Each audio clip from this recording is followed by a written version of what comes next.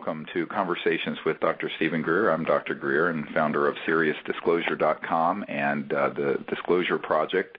And I'd like to thank the folks at the World Puja Network for hosting us here every 2 weeks to bring you information and news about what we're doing on the world of disclosure, free energy, and contact with extraterrestrial intelligence. And really excited about what we're going to be talking about today. I have a wonderful gentleman here who has done so much work on the Sirius Facebook page, which is Sirius the Movie, on Facebook, and his name is Matt Humphrey. He's a volunteer who's been helping, who's done enormous amounts of work for us, and for which we're very grateful.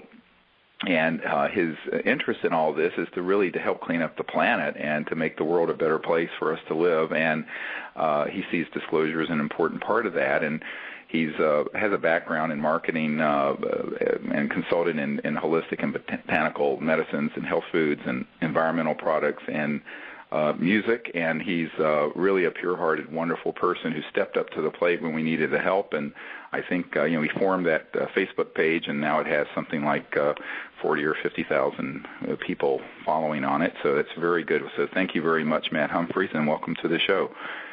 Thank you, Dr. Greer, and it's a pleasure to be on here with you. Well, yeah, go ahead.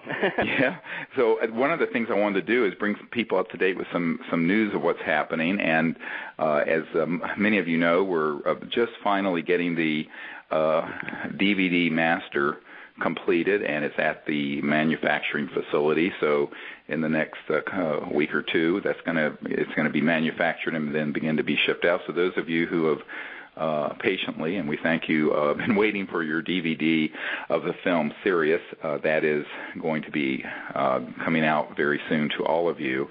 And everyone who contributed to the film Sirius during the crowdfunding effort, who had given a certain amount, will be getting a complimentary one. Those of you who want to order them can go to SiriusDisclosure.com, and you can both see the film there on video on demand, and also you can order a copy of the DVD, which will be available worldwide and begin shipping within the next couple of weeks. So we're very excited that that's being done, and it pretty much wraps up the initial production of the film. And we're really grateful to everyone who's worked so hard on this to get it to this point, and all of you who contributed, because there's something like 4,000 people who have contributed to this film to make it the most successful crowdfunded documentary in history. And it's just going around the world now. It's been out now for a little over a month or a month and a half, and it's been very exciting to see how much interest there is in this film. So thank you, all of you, for your support. The other thing I want to say is that we're putting up on our website a page that describes what we're doing for funding the New Energy Research Lab for STAR, Sirius Technology and Research, and that is going to have the budget and our goals and objectives. And so you can go to SiriusDisclosure.com and see what kind of progress we're making with the fundraising and what our plans are for a 2-year period to do the research and development on the zero-point energy systems and other innovative technologies that would get us off oil, gas, and coal. So that is up on our site, and we're very excited that we'll be able to continue with that campaign, and we're hoping the public and perhaps some larger investors as well may come forward to help us realize that dream, because it's desperately needed. I also just wanted to make a note that I know many people have been asking about our expedition to England, to the crop circles in late July and early August. That is full, and it's got a waiting list. So unfortunately, there's no more spaces on that.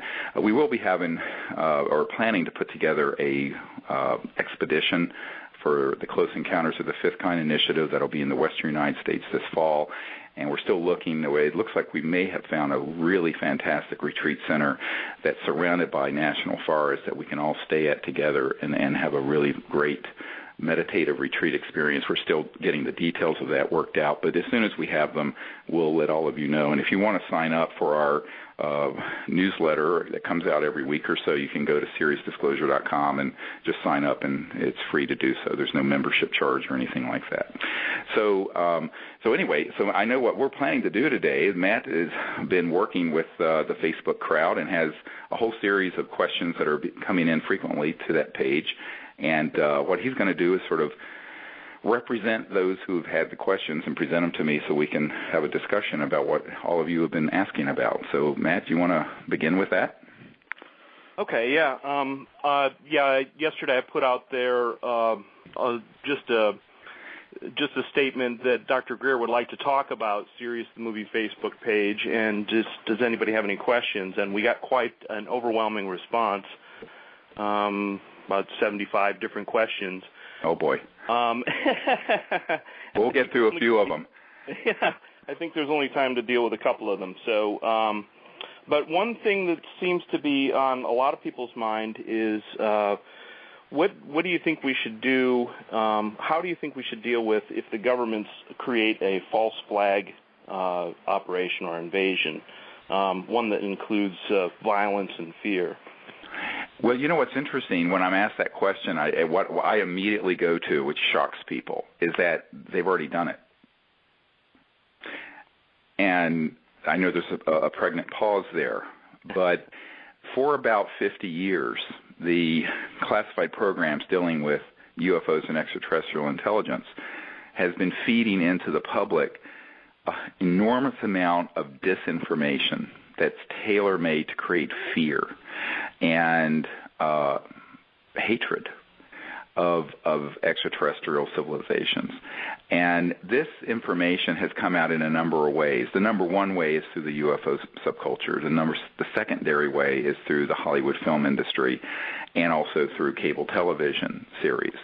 So if you look at this subject and just step back, you'll see that about 80 to 90% of the material out there is framed in a very dualistic way of us versus them, and there are good ETs and bad ETs, and they've invaded, and they're taking people and doing horrible things to them, and on and on and on and on.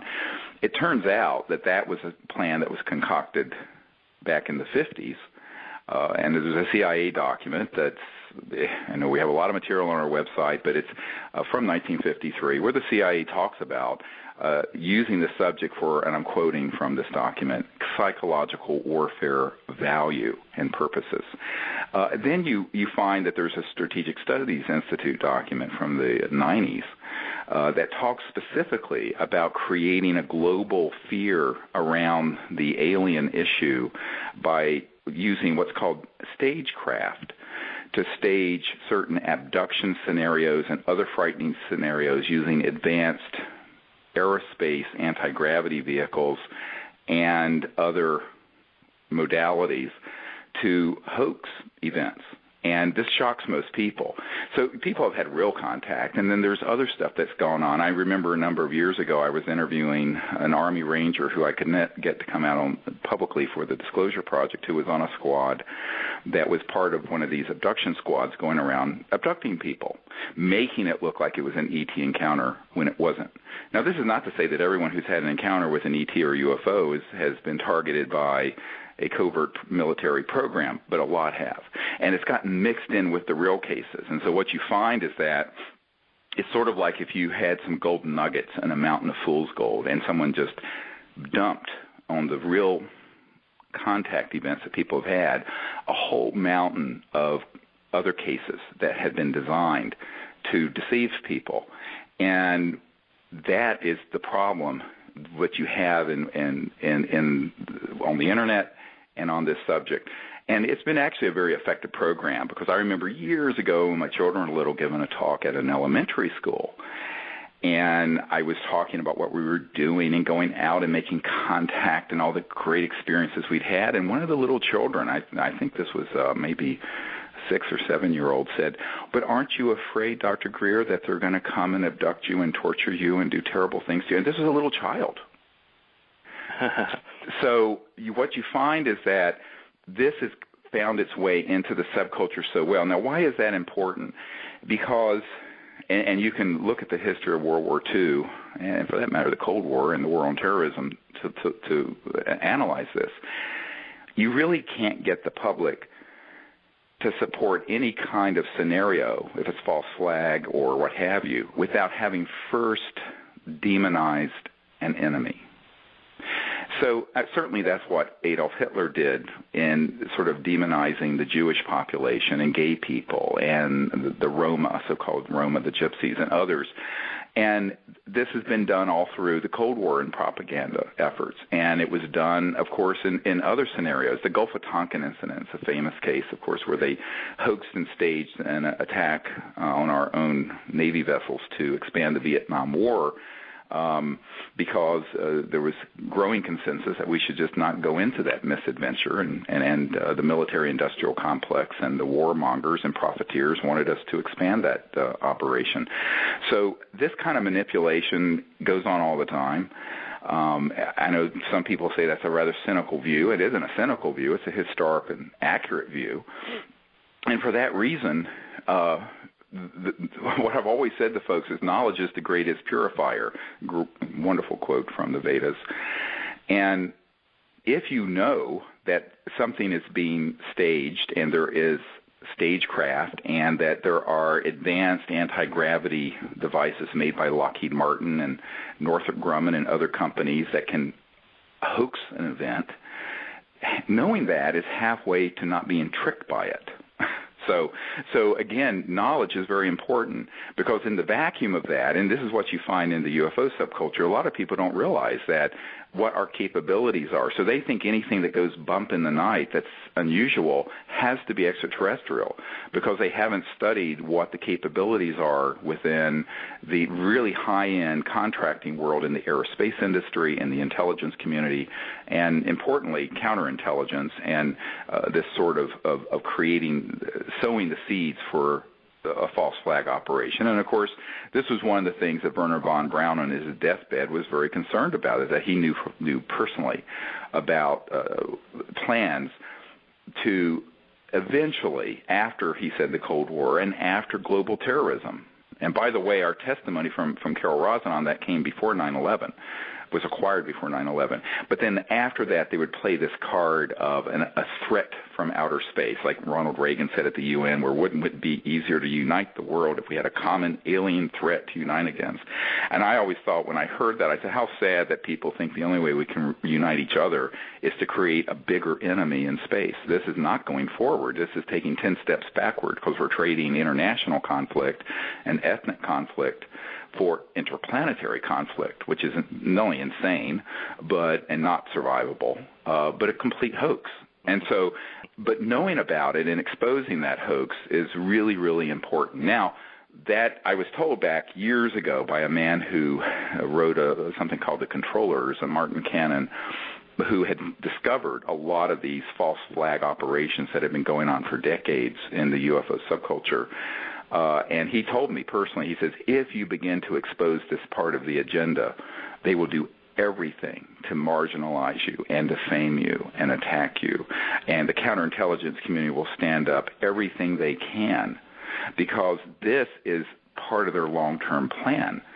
And that's what Carol Rosin talked about, as did Wernher von Braun, is that there was this plan to be able to move from a global superpower conflicts and then global terrorism issues to some larger existential threat that's out in space. And of course, that way you can grow the military-industrial complex from $1 trillion a year to $2 or $3 or $4 trillion a year globally. And it's a little bit like the movie Independence Day, where they go, let's kick alien butt, and it's like this whole, let's unite the world in fighting these marauding, and that's, of course, the stock and trade of 90% of Hollywood movies on this subject, as well as, unfortunately, most documentaries on this subject, which is why we wanted to do something different with the film Sirius. I don't think people really understand, Matt, how deep the capabilities are. Many people will see some of the things that have happened. They'll say, oh, well, humans couldn't have done that, could they? The answer is yes. I mean, if whatever you've heard about in terms of really high-tech military warfare in electronics and aircraft, there are things that are 20 generations more advanced that are in these so-called unacknowledged special access projects or super black projects. And have they been used to create scenarios that confuse people and scare people? Yes. So in a sense, we're already living in that period of, I call the preparatory phase. And for the most part, the public have bought that hook, line, and sinker. And that's the unfortunate part. I think all we can do is say, look, before everyone starts running Chicken Little style, oh my God, the sky is falling, people need to stop and look at what the agenda would be. Who benefits from this kind of us versus them duality? And is that really the future we want? Do we want to go from conflicts amongst people and ethnic groups and races and national groups and economic philosophies and what have you into interplanetary conflict? I think most sane people would say no. But if people can be manipulated in their beliefs and their perspectives and their prejudices, then it makes it easy to then do something that would be a false flag event because they've already prepared people, like this little child that asked that question, to be predisposed towards thinking there's a threat out there, and that, oh yes, we need to come together as a people to resist that. Now, of course, when this was asked to me by a man at Wright-Patterson Air Force Base some years ago, there was a colonel, Canola, who was sort of very senior at the Foreign Aerospace Science and Technology Center, which had been the Foreign Technology Division of the Air Force that had received the Roswell crash remains. And when I was sitting out there at this meeting, a meeting he did not want to have, he was ordered to have it with us by the head of Air Force Intelligence, who was ordered by the head of Intelligence Joint Staff to make it happen. And he turned to me, he says, well, what if some of these civilizations are hostile? And I said, well, let's think about this for a minute. You're talking about civilizations that have the ability to go faster than the speed of light and travel amongst star systems. Their technologies would be in the hundreds of thousands to millions of years more advanced than ours. If they were hostile, we wouldn't be sitting in this room breathing the free air of Earth. It would have all been over about the time we detonated the first atomic bomb at the Trinity site. I said, the fact that they have not engaged in that kind of event, it kind of shows the kind of restraint they obviously have, because we have been firing at them periodically and occasionally hitting them. So I think that, the kind of fear that is out there, and if there's all kinds of phobias out there. There's racism and anti-Semitism and homophobia, and you can add to this now exophobia, the fear and hatred of extraterrestrials. This is sort of the thing that is not useful, but I think that if you were looking at it from a strategist point of view of how do we control large numbers of people on a subject that they don't really control. They don't really control what the ETs are doing and how they're coming and going. They know that they can control psychologically the masses through fear-engendering events, which is exactly, the kinds of things that have happened in other false flag operations. So I think the only way to handle that is to discuss it, put it out there, and this Strategic Studies Institute document is up.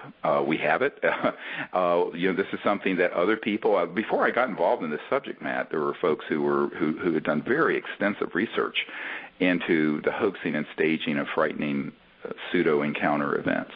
But no one wants to hear that because everyone likes to have someone to hate. And so it's unfortunate that that's a part of human nature that has this sort of tribalistic aspect where we're wanting to find something other than us that we feel superior to, that we can hate and then engage in warfare. And this has been the organizing principle for humans for many, many thousands of years. And I think what we have to do is say, isn't it time for us to find a different way of living that isn't based on someone other than us that we have to be afraid of and hate and engage in violent conflict with? With the kind of technology we're talking about, which are much more sophisticated weapons, say what are called scalar and other type of weapons than the weapons that are say, thermonuclear, atomic weapons. With that kind of technology, you're talking about a non-survivable event if there was a conflict. Because even with nuclear weapons, it was called mutual assured destruction. And, Carl Sagan used to talk about the nuclear winter, and it'd be just the end of life as we know it if we had had a full-out conflict with the Soviet Union. Do people really think that we're going to go Star Wars style out in space and have interplanetary conflict? Well, this is silly, because people who think that have looked at too much science fiction and haven't thought about what the consequences of these kinds of technologies that have been weaponized, and they are weaponized in classified projects, would do if there was this kind of engagement with a threat from outer space, as Ronald Reagan called it.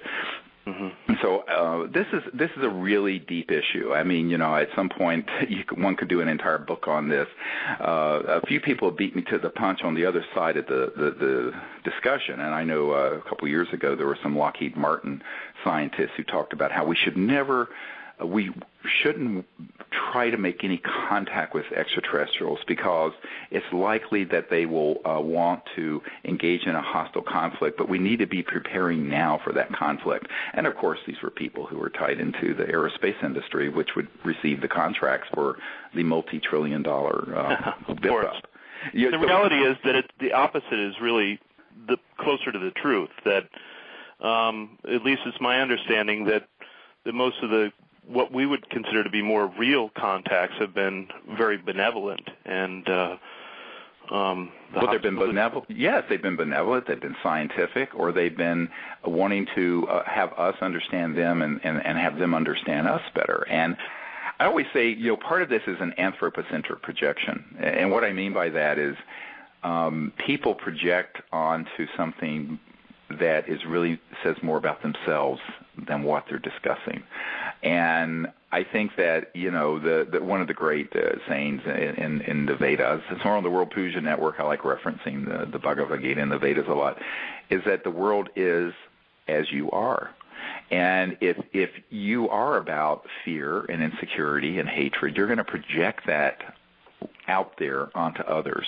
And in this case, since you're dealing with something that is really different from another race or another continent or another people or economic system. You're talking about civilizations from another planet. It's very ripe for exploiting if you want to exploit that part of human nature, to be afraid of the unknown or to be afraid of the otherness. Which, of course, is the roots of racism and all the other isms. But I think what we have to think is, okay, over this past 100 years, what have we learned?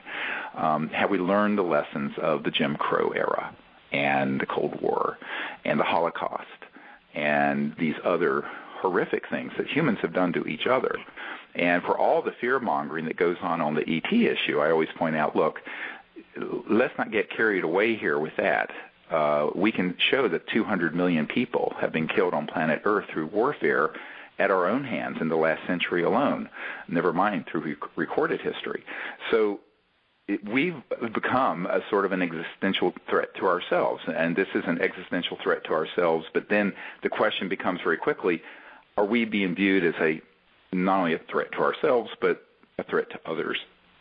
And if we start going into space with very advanced systems that are way beyond the space shuttle, with the consciousness of otherness as opposed to cosmic consciousness and oneness, we are a very risky group of people at that point. So I think, when I've heard these stories from so many of the Disclosure Project witnesses who are at nuclear facilities and Strategic Air Command and nuclear weapons processing facilities where there were these ET craft that came over and were checking out what we were doing. Many witnesses who recount the ETs watching what we were doing with the space program. Why would they be concerned with that? Well, because they saw that we went from, in a couple generations, from horse and buggies, all right, when my dad was around in the early 1900s, to thermonuclear weapons and early space travel. Well, this is a very worrisome trajectory by any dispassionate observer, I think. Yes.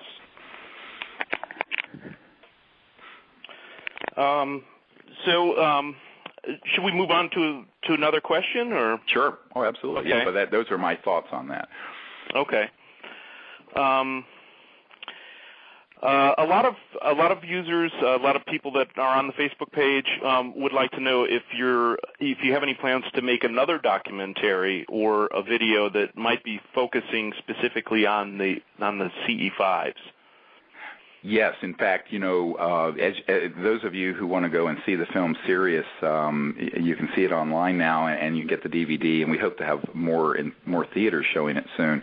And the film Sirius goes into the whole concepts of close encounters of the fifth kind, which is when people using the protocols we've developed that involve very Vedic concepts of consciousness and remote viewing.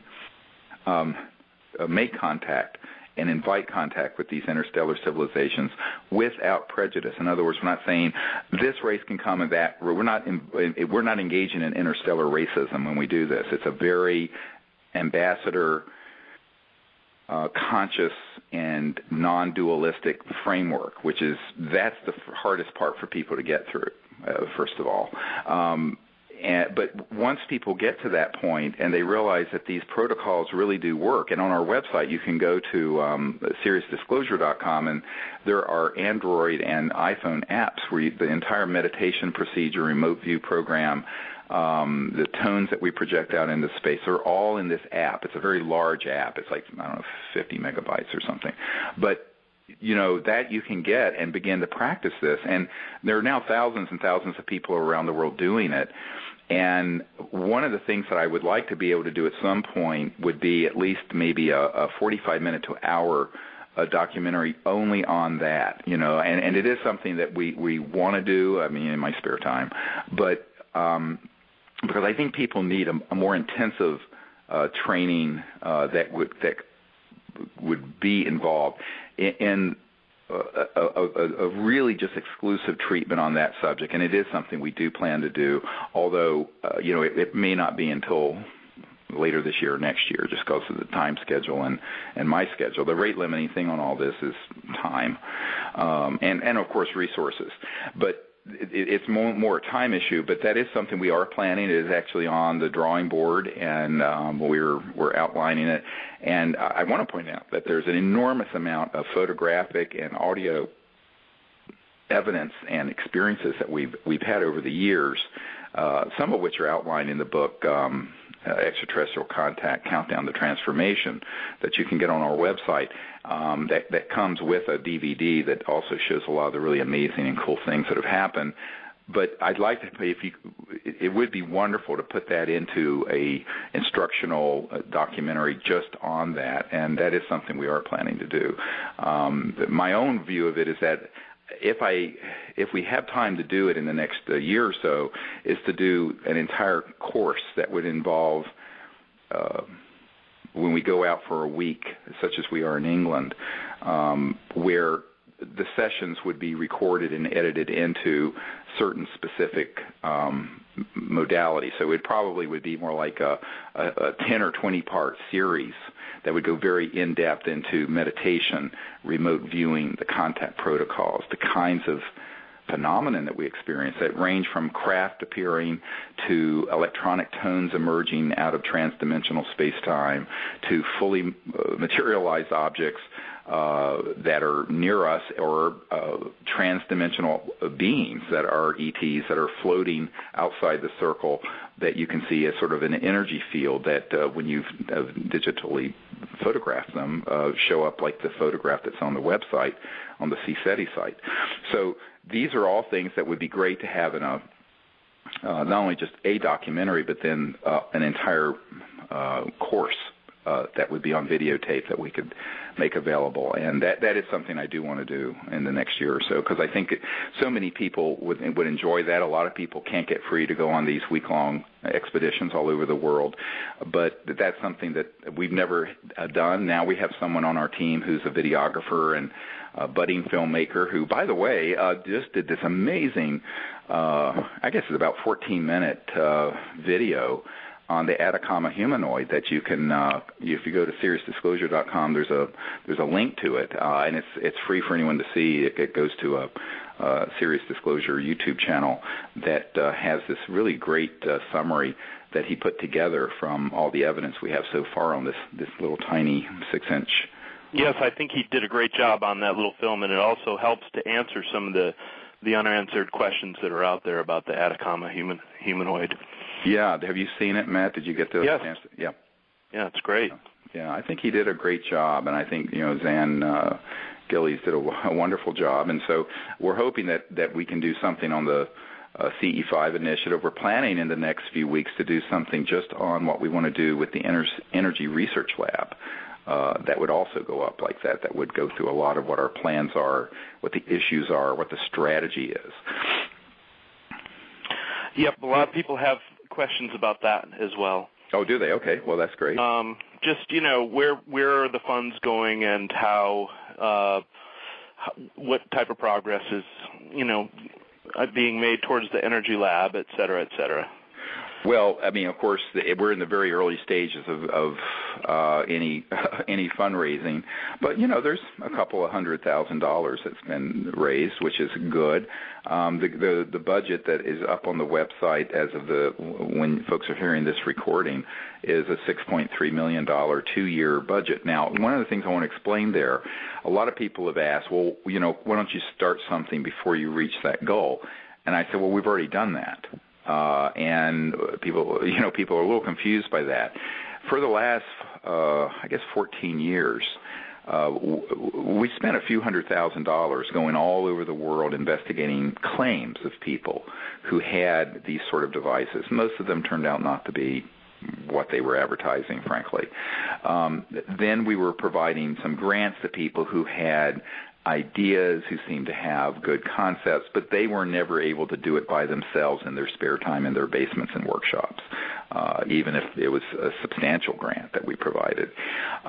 Then the folks who had the technologies or were on the path to would then get threatened or get a knock on the door. And this happened in the not so distant past. What we concluded from this experience, and it's a lot of frustrating encounters where we literally went all over the world investigating this, is that there's a lot of great folks out there who, if they were brought together in a synergistic way, could do something. But when people are lone wolves trying to do this, they either can't do it, or if they get close to doing it, they're then intimidated and it gets taken out.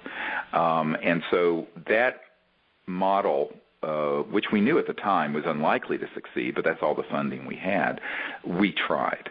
So a lot of people have suggested, why don't you do that? Well, we've done that, and it was done very thoroughly.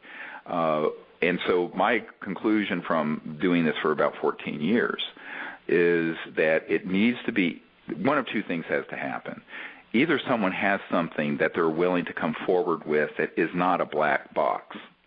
And what do I mean by a black box? It's sort of like the problem that Rossi is having in Italy, where he has this potential cold fusion system, but nobody knows what's going on inside the system. And so since no one can reproduce it independently, of course, people are going to say, well, we don't know if it's a legitimate, scientifically reproducible effect or not. And ultimately, the sine qua non of science is independent scientific reproducibility. And what we have found is that a lot of people won't cooperate with that because they become so paranoid and, I, in a sense, worried that someone's going to steal their idea that they won't do it. And one famous case that happened that came to us 2 different ways was a person out in the Midwest that had one of these devices, and it sounded quite legitimate. But basically, he wanted to do a black box demonstration where we could not know anything of what was inside the box. But to even get to that stage, he wanted us to wire $10 million into a Swiss bank account. Well, I don't have $10 million, and neither I don't think Matt has $10 million. And even if you found a billionaire, they wouldn't do it because it's just so crazy. So what you find with some of these folks is that even if they have something, and this was, of course, the Achilles heel for Stan Meyer, who did have an over-unity electrolysis system that would break water into hydrogen and oxygen. And we did investigate that, and it did happen. Unfortunately, the patents that he put out there deliberately put in the wrong voltages and cycles per second resonance for the electronics to dissociate the water into so-called Brown's gas, or what he called it, this H2O, that is the hydrogen and oxygen, into a gaseous mixture that's actually magnetically charged, and that will then be able to be used in a combustion engine. And it takes very little power to do it if you have the right sweet spot in the electronic coils that dissociate the water and into hydrogen and oxygen. But he deliberately put the wrong information in the patents, which is why no one's... And then he died suddenly. And his twin brother was so intimidated by how he died, which was very suspicious, that he doesn't want to step into this for fear of reprisals or something bad happening to him. So I think that the way we need to do this is to put together a laboratory that has basically what we're doing streaming on the internet, and that is done as open source as is humanly possible, so that the public is involved and knows, because secrecy doesn't work. And this is what I've been trying to say to inventors for years.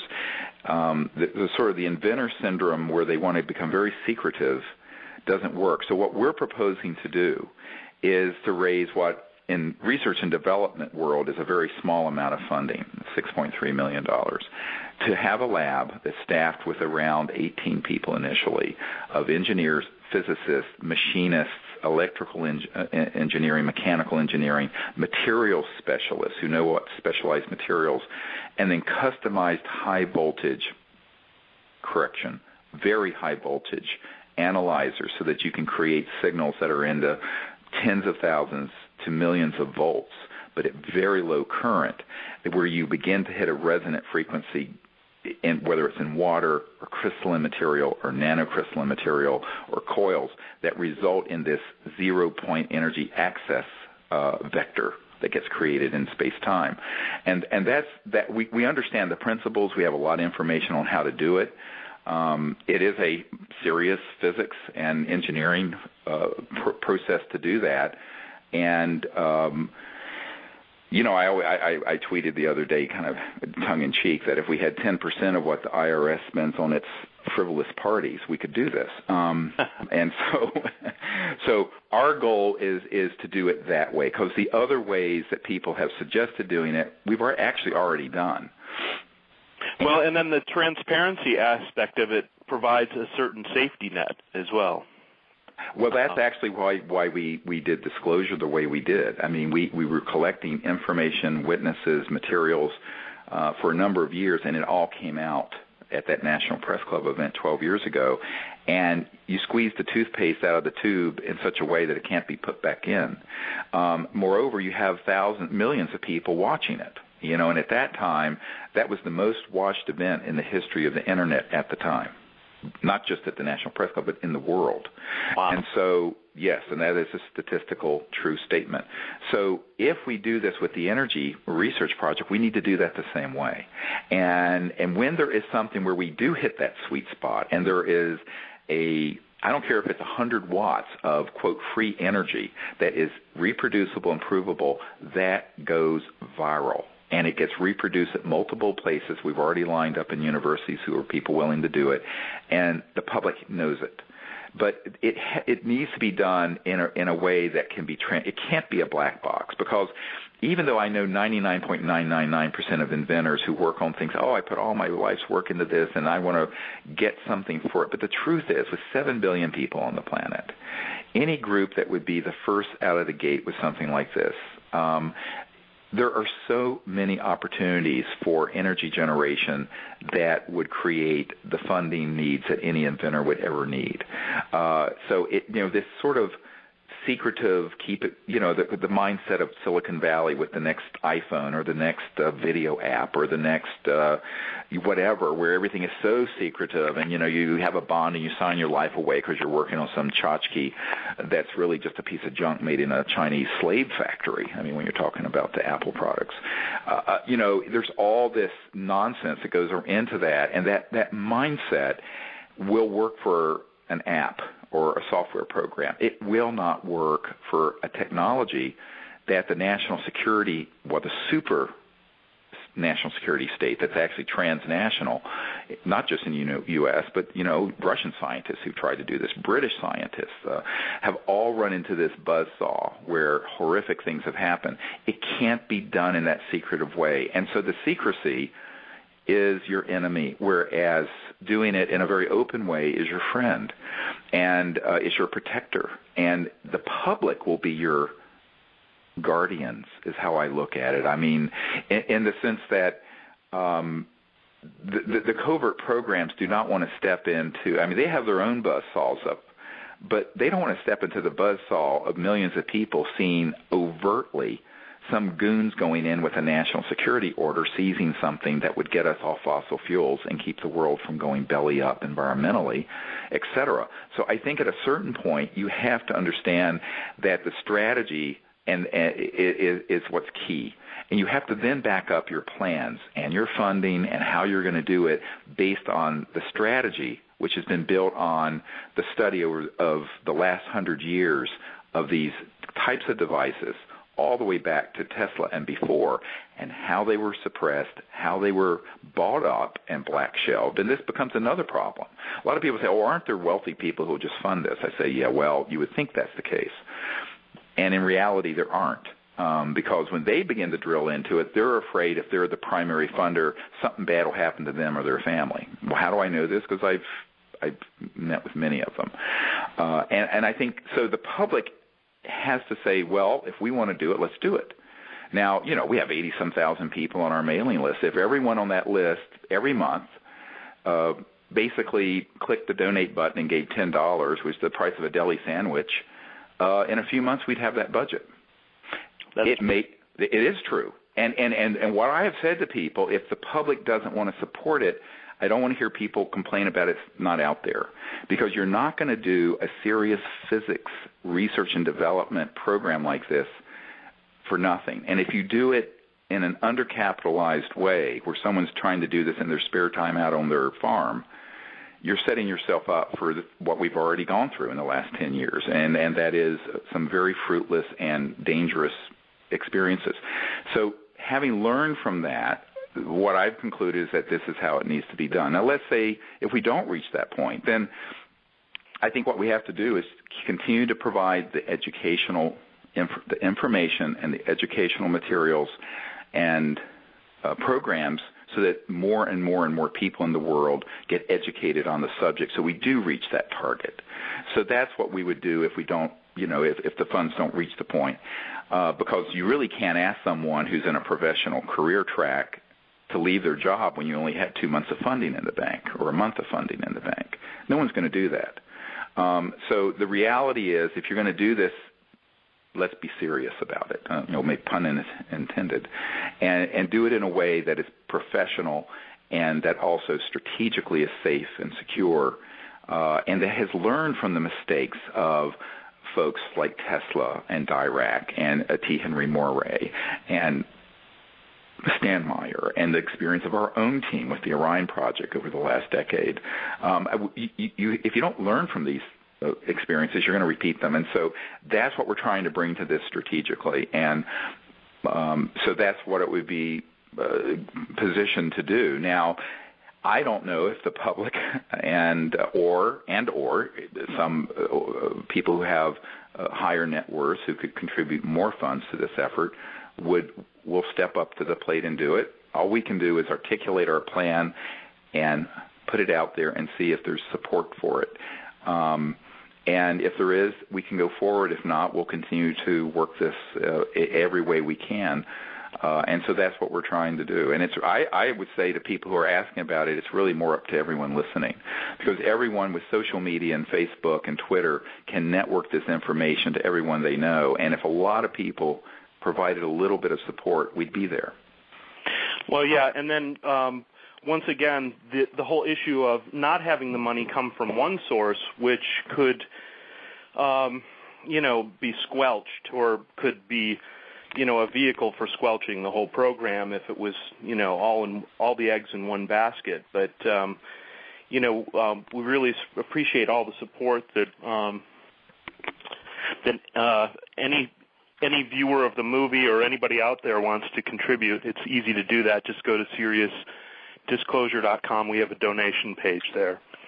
Well, and the other thing is that if someone does have an operational device, and I don't rule out that there could be someone out there, we're very happy to look into that if they can be rational. We're not interested in someone sending us a videotape of saying, see, this works, now send me $500,000 so I can do more work on it. Well, that happened this week. So that's not going to happen. So let's, get out of crazy town for a nanosecond and talk real world.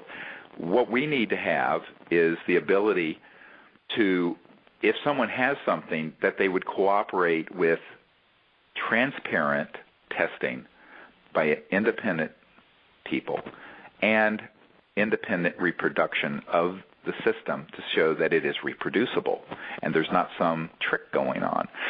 And the reason that's so important is that, I'll give you one example. A few years ago, there was someone who had a black box. It was a circuit that was encased in resin, plastic. And they claimed that if you put this in the power supply to any motor, it reduced by 50% the amount of energy it would use because it was pulling energy out of the infinite field of energy, and et cetera.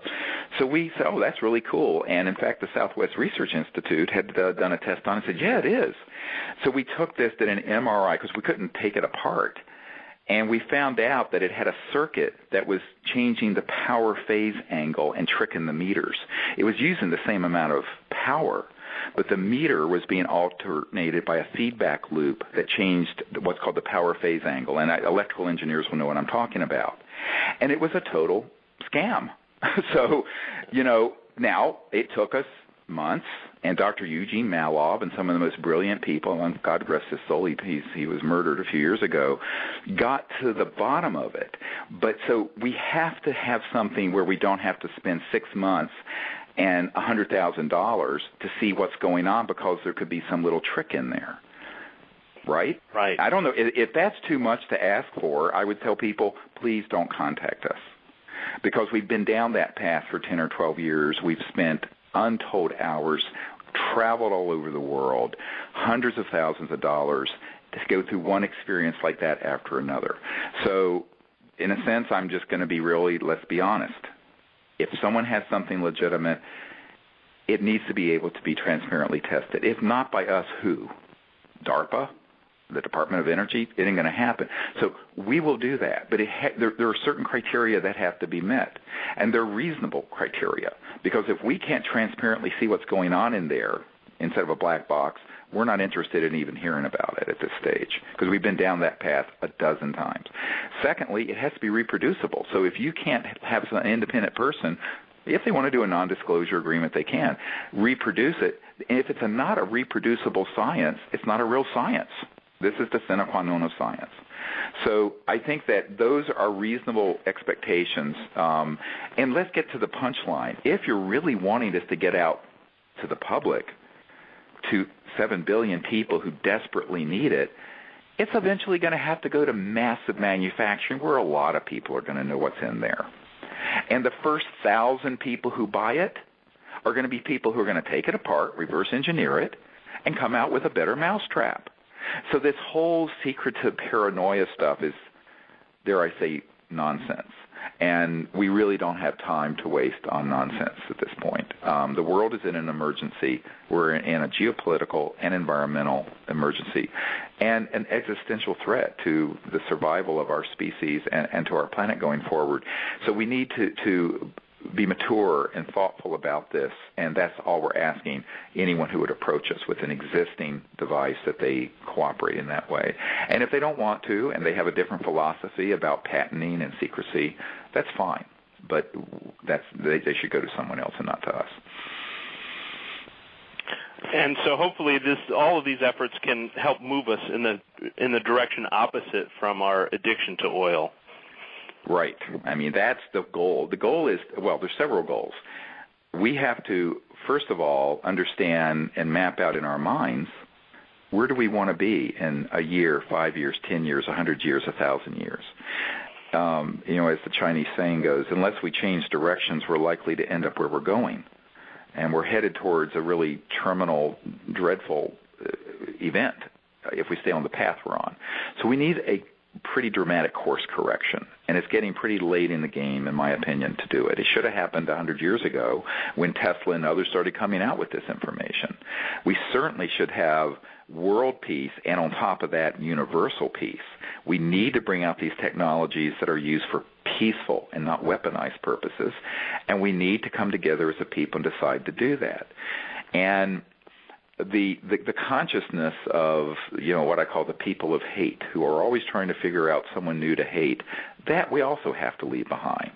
Because if you look at the last 100 years, it was either I grew up in the South in the Jim Crow era in the 50s, 60s, and it was either black people, or there was misogyny, or it's this race, or this creed, or that religion, or gay people, or this person, or that. There's always someone new to hate. And now, of course, the new, as I said, exophobia, the new thing that people like to get together and be afraid of are the ETs. But so that whole consciousness of division precludes a future.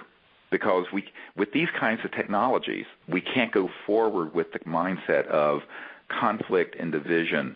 There will always be diversity and differences of opinion, but it doesn't have to go to the point of armed conflict and the kind of things that have happened in the last 100 years. So that's the big conscious choice we need to make, and that becomes the consciousness of peace and of oneness. And the experience of that in consciousness and higher states of consciousness becomes the foundation for safely bringing out these sciences and technologies so that they can be used for the betterment of humanity. And I've had people say, we'll never be evolved enough to handle this. I said, well, we better be. Because we don't have another 100 years of burning fossil fuels and engaging in warfare with, various types of increasingly advanced weapons. There is a big change that we have to make, and the sooner we make it, the better it will be for ourselves and our children and our grandchildren, and that's what gets me up every day to keep doing this, is the realization that this is well within our reach. In other words, the thing that I find really beautiful about this is that everything we need to know and everything that we need to have in terms of science, technology, and even consciousness and understanding is on the planet right now. It needs to be organized and brought out.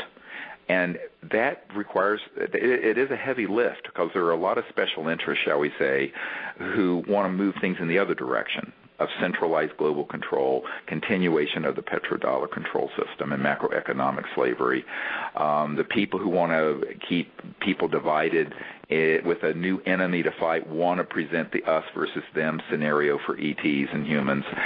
There are all these agendas that are operating which belong to the past yuga, the Kali Yuga, the one that's closing. I call it the 452,000-year yuga that we need to get over. And I see that there's another era that's in the process of opening over the last 100 years or so, which is a 500,000 years of conscious evolution and really developed society that's not only peaceful but very high-tech, but with the consciousness that these technologies are used for the common good and for peaceful purposes, and eventually the exploration of space.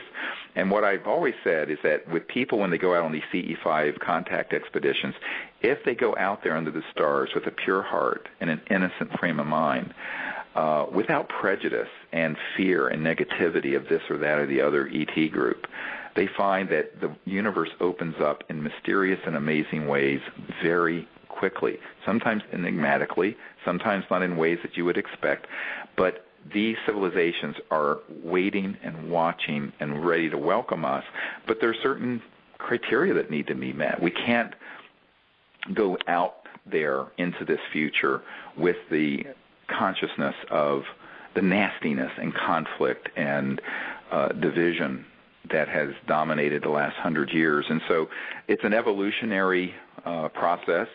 It's both consciousness and thought and also technology, all that needs to come together. And the good news is that all that is known and here. We just need to gather the momentum. And the wonderful thing is the more people who understand that and practice meditation and see this good future and visualize it and do things to help make it happen, it creates this stirring in this, what Rupert Sheldrake called the morphogenic field, that, like the 100th monkey, where it non-locally propagates and manifests that good future. So this is really in our hands more than people realize. Everyone wants to look to the boogeyman and the so-called majestic group keeping this stuff secret. I said, you know what? It's what I said in the film series. We're going to just leave the Pentagon and all those folks behind. Let's just create something better and new. And as Einstein said, no problem was solved with the consciousness that created it. We have to bring a new consciousness and understanding into this, and that's what we're trying to do at SiriusDisclosure.com and with the film Sirius, but also with these research efforts and contact protocols. And the more that people join and do this together in a cooperative and positive way, the more it does change the course of our planet and our civilization in a good direction. And I think people have to empower themselves with that knowledge that we really have more power individually and collectively than we give ourselves credit for. And we give too much power to interests that would want to stop us. It's not that they're not real, and I've certainly gone through the buzzsaw dozens and dozens and dozens of times with people who are detractors and attackers and stalkers and defamers and all kinds of nasty stuff. But that's really noise. The real issue is this vision that has to guide us as a people into a really beautiful future, a transformative future. And that's what we stay connected to. And if we stay connected to that and we work together to do it, it will come to pass. That's excellent. How much are we almost out of time here, or do we have? We have another maybe 5 minutes. So yeah, we can take some more. One more question. Sure. If you're on a CE5 expedition and practicing the CE5 protocols, once you make contact with an alleged extraterrestrial, then what's the next step after that? Well, I think that the main thing is that if you're in a state of consciousness where there is both remote viewing and direct contact, that you stay in that state. And it's really not about any particular agenda of a conversation. It's about coming together and being together. And that's the experience we've had at this phase. And so I think that if there's we have been on expeditions where people have physically been touched, where in Joshua Tree once 4 ETs materialized physically under some Joshua trees that the group saw that were there and then dematerialized. So the main thing is to stay peaceful and centered and convey your intent that you are an ambassador from humanity and Earth to their people, because what it's really about at this stage is building the communication and the contact and the relationship, and that can take place in many forms. I know one of the first nights we were out in Borrega Springs a couple years ago, there was a policeman and a fireman they were a married couple from New York City that and she and her husband came and they just saw the Earth. They did this with such an innocent and pure heart. And that night, there was a craft that was transdimensionally humming outside their room. And in their bedroom was an ET that was there for, I think, a couple of hours that they both saw and were in this state, of communication and contact with in the most beautiful state of consciousness and communication. And what will be conveyed depends on the individual. If you're there with an entire team, the intent would be for everyone on that team to have contact with ambassadors from their civilization to you, and to have that as a continuing process that goes on. And it does. People in the lucid dream state, in the meditative state, and physically around their house or in their yards will have this continue. And at this phase, what we're doing is wanting to build this relationship that is built on the concept of the oneness that exists in universal consciousness, that the mind itself is this infinite field that all of us can come together in, and it's the ultimate communication system, is mind itself. And every point in space and time is actually connected through the awareness of every individual. So every person is a quantum hologram that's connected to everywhere in the cosmos. This is what's amazing about the nature of conscious reality. And once you begin to experience that, and the ETs, you have an experience with a craft or an individual ET, your intent is to continue that relationship that can take place in many, many forms, in many dimensions, including physically, sometimes, not always, but it can evolve that way. And how it evolves, I think, has a lot to do with the readiness and the preparation of the individual, as well as what the ETs are interested in exploring with that individual. My experience is that these civilizations are very eager to make these sort of personal contacts with people and in groups if folks are in the right intent. And the question of intent, why you're doing this, why are you there, becomes determinative and more important than any technical restraint.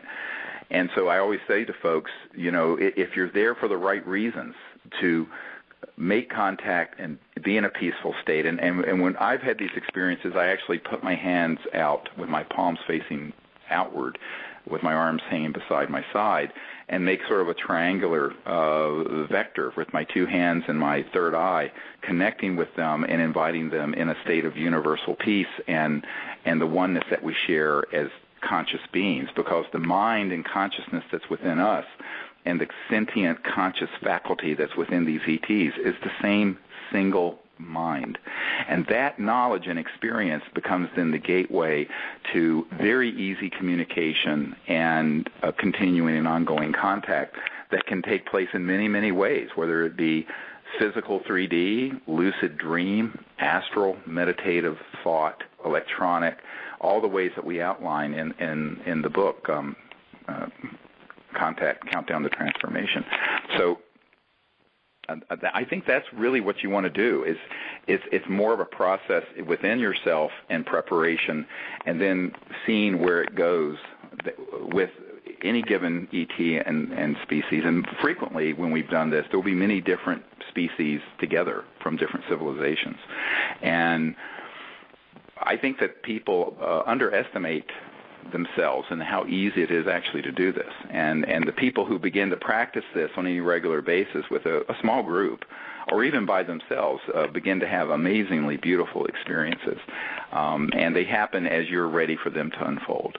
So there's really a lot of different ways to access this experience then, either through a group, a formal training with your group, or which people can get to through etcontactnow.com, or on their own using the app. There's an app. Right. Or once you know the protocols and have some training, then you can form your own group or work with Custom Acreus's groups, which there are, I think, over 1,000 groups now. So there's a lot of different ways to get at this material.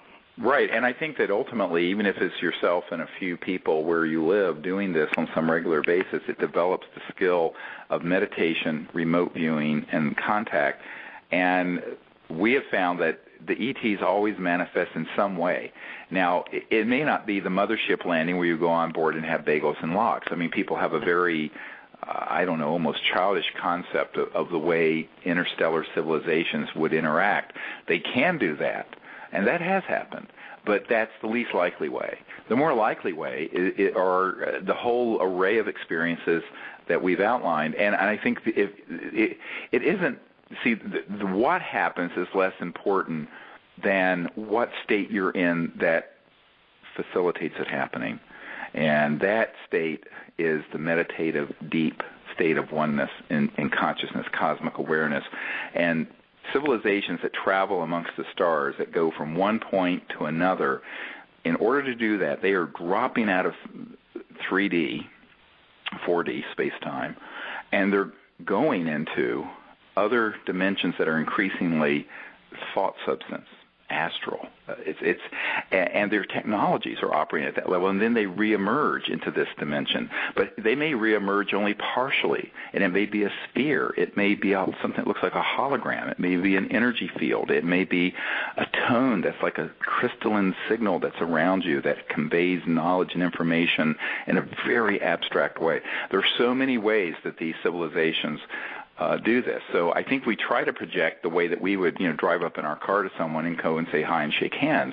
But I think that when we're talking about civilizations that are transdimensional, because they're interstellar, by definition they're transdimensional. If you're going from one star system to another, you have to go faster than the speed of light. When you do that, you're in these other dimensions. And I think at that point, once you understand what I call the new cosmology, the understanding of this conscious quantum hologram that's aware and is multiple dimensions that include space and time and stars and galaxies, but include all these other types of fields of energy and thought forms, and Vedic tonality, for example, you begin to understand that the contact happens in a very diverse number of ways, depending on where you are, what's around, who you are, and what everyone is ready to experience. And so preparing yourself is the key thing, and practicing it makes it more and more perfect. And we have found that the groups that have been doing this for a few years have just amazing experiences in the whole array of objects that are materialized, craft overhead, beings that appear in the field in ways that are transdimensional or kind of like holographic conscious beings, like the picture of this E.T. At Joshua Tree. So many different ways.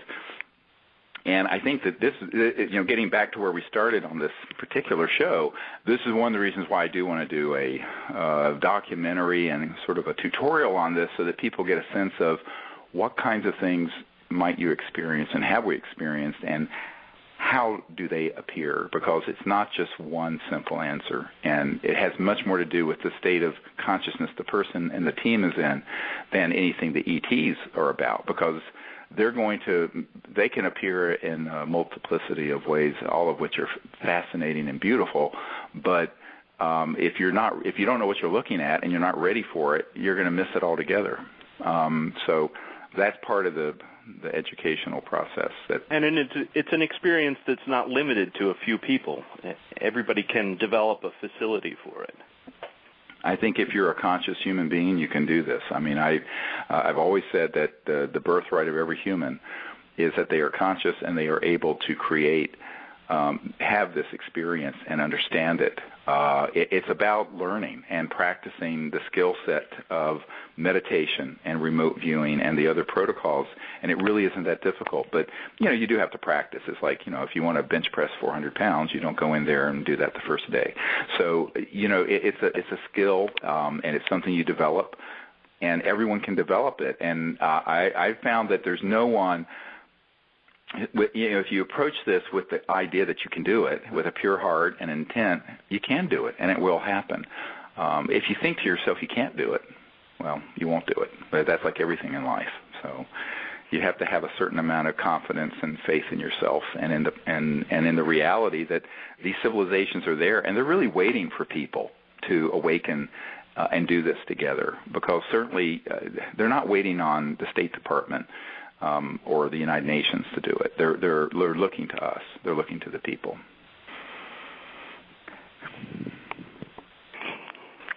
So, well, I think we're out of time. I would like to thank you, Matt, for organizing all this and then interacting with everyone on the Facebook page and being part of this program today. It's been wonderful speaking with you. Yeah, and thanks so much to you too, Dr. Greer. It's been a very enlightening chat. All right. Well, thank you. And all of you at the World Puja Network, thank you for hosting us here. And all of you listeners, keep looking up. And to find out more about what we're doing, you can go to SiriusDisclosure.com. That's SIRIUS Disclosure.com. And until next time, Godspeed. Bye-bye.